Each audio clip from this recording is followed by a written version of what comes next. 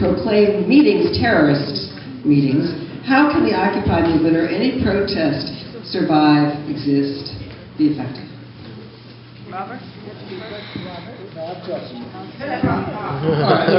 Again, as I tried to say earlier, I don't know, I can't speak for other people. I don't consider myself an expert on what are the most effective tactics. I've made plenty of mistakes in my life.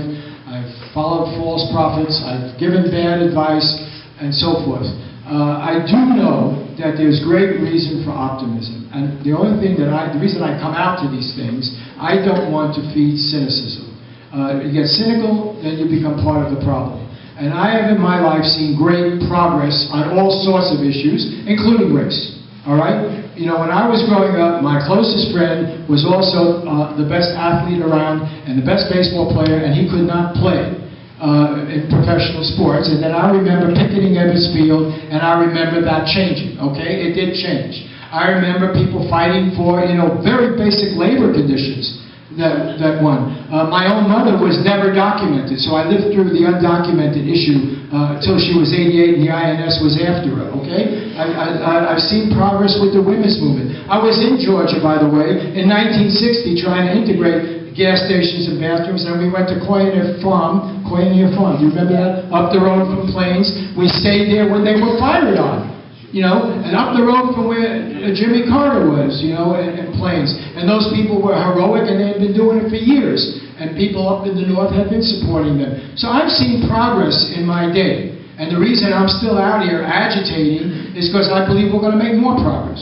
And frankly, I do think we're acting in the interest of most Americans. So that answers the we. The we are the vast majority of people in this country who are being screwed over.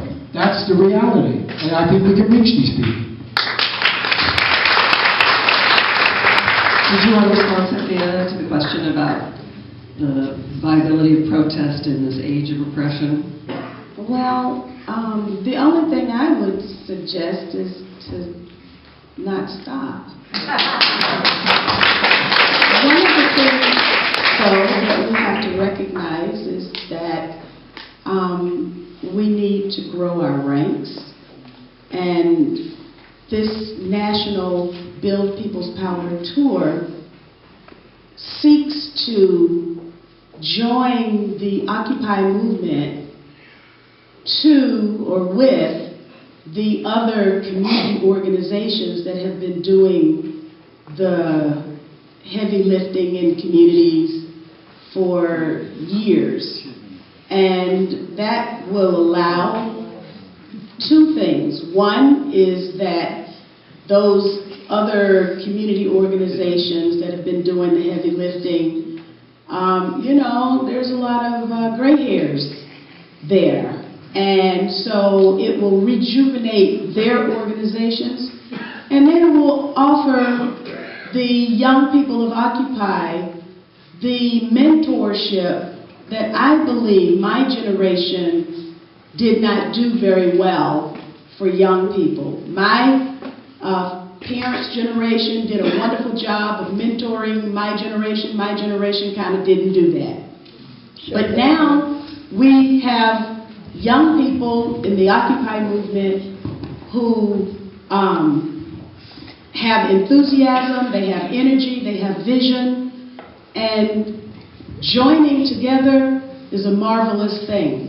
So, now, when we gather at what will be designated a national security event, like the Republican convention or the Democratic Party convention, whatever the United States does, if it uses these high-tech gadgets, it will have to do that in front of, as in 1968, the whole world will be watching.